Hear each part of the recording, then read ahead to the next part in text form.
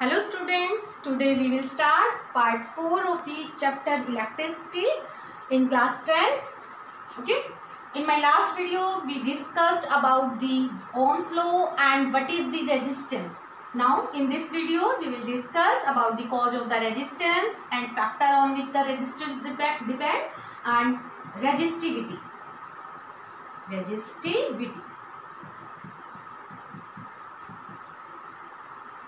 Okay, so now we start. Before starting, if you have not seen my previous video, go through the link in description box. So first we take cause of resistance.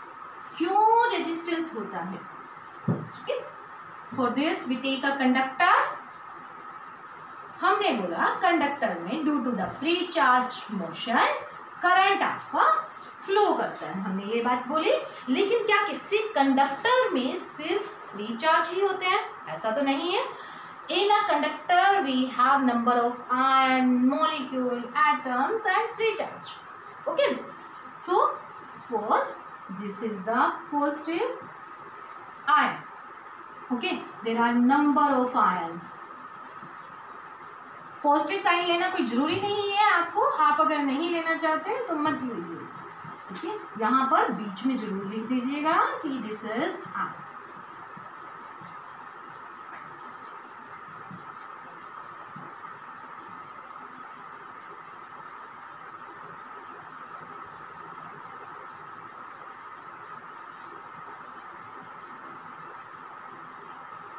Okay, this are the ion. अब कोई भी electron अगर आया, अगर वो इस direction में आ रहा है,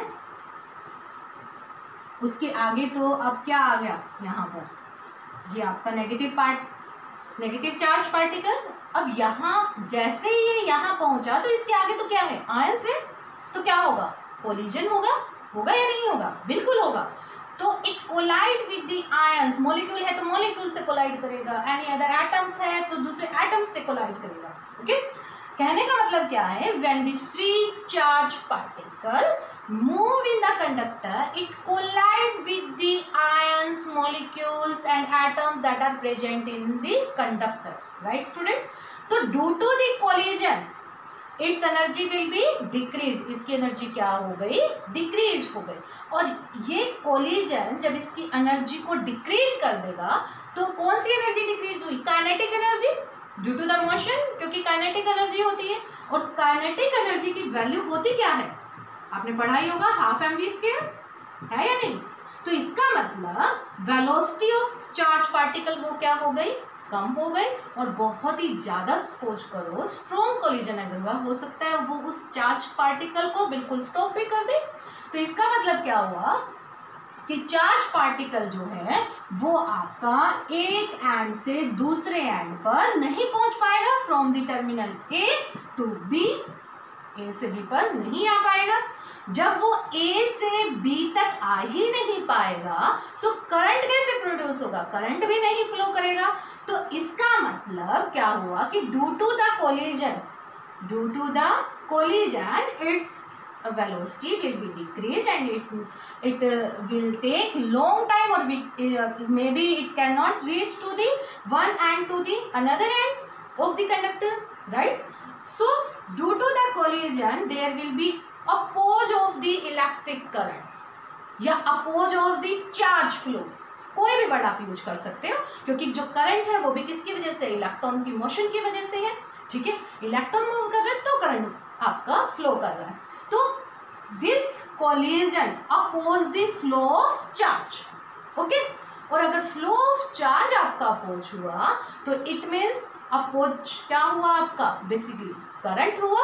तो इस कोलिजन ने करंट को क्या कर दिया, अपोज कर दिया. So we can say that in a conductor we have number of atom, molecule, ion from which the free charge particle collide, and then this collision oppose the flow of charge and also oppose the flow of current. Okay, and this opposition is called the resistance. जो ये opposition इसको मिला flow of charge को, इसी को ही क्या बोला जाता है, रेजिस्टेंस बोला जाता है. तो अपोज ऑफ रेजिस्टेंस में क्या देंगे, collision of atom ion molecules present in the conductor with the charge particle.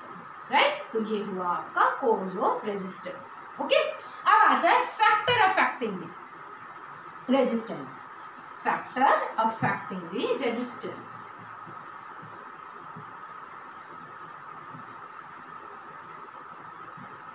Factor affecting resistance.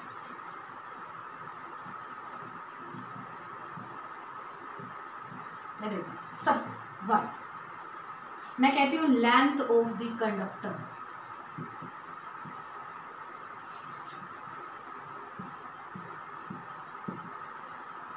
Second, area of cross section, not area of cross section.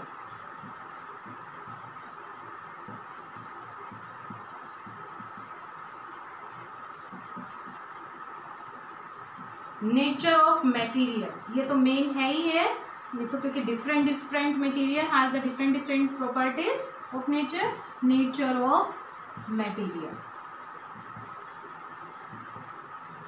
Right, temperature, these are the factor which affect the resistance. अब हम सबसे पहले first factor लेके चलते हैं, length of the conductor. Suppose करो conductor की length बड़ी है, बहुत ज़्यादा है, इसका मतलब उसमें उतने ही number of atoms ion molecules present होंगे, उतने ही ज़्यादा लेंथ तक. ठीक है, जितना ज़्यादा ये पोर्शन बनता जाएगा आपका, उतना ही ज़्यादा लेंथ तक आपके एटम्स आयंस मॉलिक्यूल्स बनेंगे. राइट, और उतने ही ज़्यादा इसमें क्या हो जाएंगे, कोलिजन. अब दो मैं कंडक्टर अगर लेके चलो, एक ये कंडक्टर है आपका ए, एक कंडक्टर है आपका ये.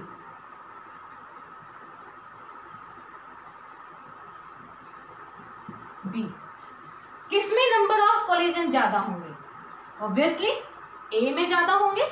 ठीक है, अब ओ में अगर कोलिजन ज्यादा होगा तो इसका मतलब रेजिस्टेंस भी क्या होगा, ज्यादा होगा. R A R B, so R A क्या होगा, ज्यादा देन बी. ठीक है, तो यहां से क्या रिलेशन निकल के आया हमारे पास कि आर जो है वो लेंथ के क्या है, directly proportional. R directly proportional to length of the conductor. Right, means अगर लेंथ बढ़ेगी तो resistance of the conductor is also increase. Second point पर आ जाओ, area of cross section. Area of cross section, सबसे पहले तो आपको ये पता होना चाहिए area of cross section and area is different things. Suppose we take this pen, this marker. ठीक है, it is in the cylindrical shape. Okay, ये सिलेंड्रिकल शेप में, तो इसका सरफेस एरिया जो होगा वो क्या होगा, टोटल सरफेस एरिया आपका 2 पाई आर एच प्लस में 2 पाई आर स्क्वायर. दोनों तरफ आपके सर्कल की शेप के इसका लिड है और ये आपका सरफेस लेटरल सरफेस एरिया. तो टोटल क्या होगा, 2 पाई आर एच प्लस में 2 पाई आर स्क्वायर. लेकिन एरिया ऑफ क्रॉस सेक्शन क्या होता है बेटा, एरिया ऑफ क्रॉस सेक्शन को सपोज करो मैंने यहाँ पर आपका ये बना दिया, ये मार्कर की शेप का या एनी वायर और any conductor. Area of cross section सिर्फ जो ये पोर्शन यहाँ पर, ये एरिया जिसमें से कोई चीज आपके निकल के जा रही है. तो यहाँ से आपके जो नंबर ऑफ इलेक्ट्रॉन्स हैं वो यहाँ से निकल के गया, एक यहाँ से गया, एक यहाँ से गया, एक यहाँ से गया, एक यहाँ से गया. ठीक है, तो एक आपके पास ये है, तो इसका एरिया ऑफ क्रॉस सेक्शन आपके पास ये. दूसरा मैं एक कंडक्टर लेती हूँ जो ये है,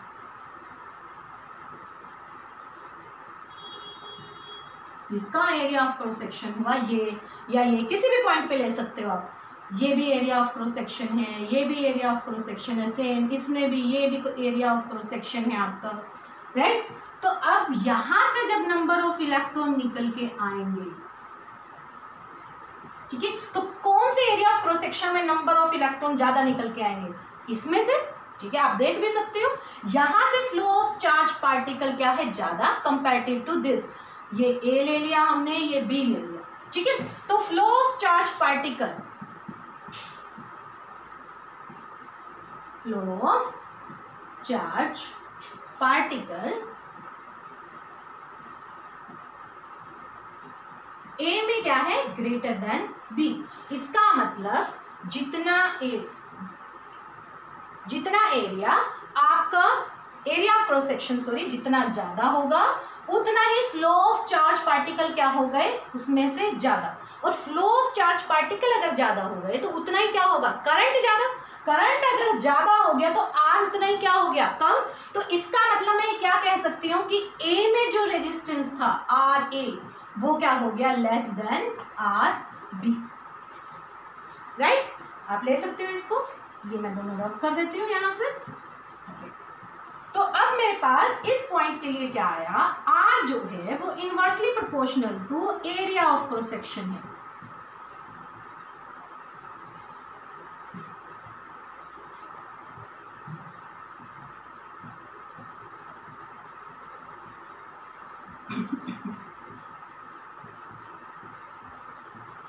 अगर हमारे पास ए जो एरिया ऑफ क्रॉस सेक्शन को मैं ए कंसीडर करूं तो R is inversely proportional to A. Right student, अब इन दोनों ही पॉइंट्स को हम इकट्ठा कर देते हैं। इकट्ठा कैसे करेंगे आप, आर जो है directly proportional to L, R जो है इनवर्सली प्रोपोर्शनल टू ए, दोनों को कंबाइन करो, R is directly proportional to L upon में ए। अब इस डायरेक्टली प्रोपोर्शनलिटी को मैंने पहले भी बताया, अगर इक्वल में कन्वर्ट करना है then we must take any constant. तो यहां पर भी हम क्या लेंगे, अब कांस्टेंट लेंगे। ओके, तो आर क्या आ गया आपका, equal to rho L by A. ये रो क्या है आपका, कांस्टेंट, रो इज कांस्टेंट, और इस कांस्टेंट को क्या बोला जाता है, रेजिस्टिविटी। किसी भी मटेरियल की रेजिस्टिविटी हमेशा कांस्टेंट होती है, भले वो कितना ही लंबा चौड़ा हो। रेजिस्टिविटी का उसकी लेंथ एरिया ऑफ सेक्शन से कोई इफेक्ट नहीं पड़ता। हाँ, रेजिस्टेंस पे जरूर पड़ेगा, resistance directly proportional to length and inversely proportional to A. Inversely proportional का मतलब क्या है कि एक क्वांटिटी अगर इंक्रीज हो रही तो दूसरी क्या होगी, डिक्रीज। अगर ए इंक्रीज होगा तो आर क्या हो जाएगा, आपका डिक्रीज हो जाएगा। राइट स्टूडेंट, तो R equal to rho L by A. हमारे पास फॉर्मूला आया R equal to rho L by A. Rho मैंने बोला रेजिस्टिविटी है, तो रो की क्या वैल्यू होगी आपके पास, आर ए बाय में एल। ओके, ये आपके पास रेजिस्टिविटी की वैल्यू आ गई। यूनिट देखो क्या होगी इसकी, आर की यूनिट क्या होती है, ओम, एरिया की मीटर स्क्वायर, लेंथ की मीटर, 1 मीटर से 1 मीटर कैंसर, तो यूनिट ऑफ रो क्या हुआ, of rho is ohm metre.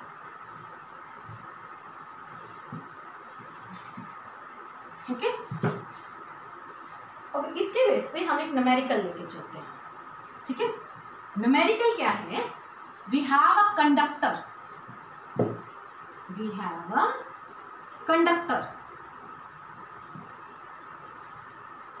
ठीक है, we have a conductor whose length is L and area of cross section is A and resistance R and R equal to आपको पता ही है रो L by में A होता है। Okay, now if we stretch this conductor and to make its double length, अगर इसकी length को क्या कर दिया जाए, डबल कर दिया जाए, मीन्स अब L डैश क्या हो गया आपके पास 2L।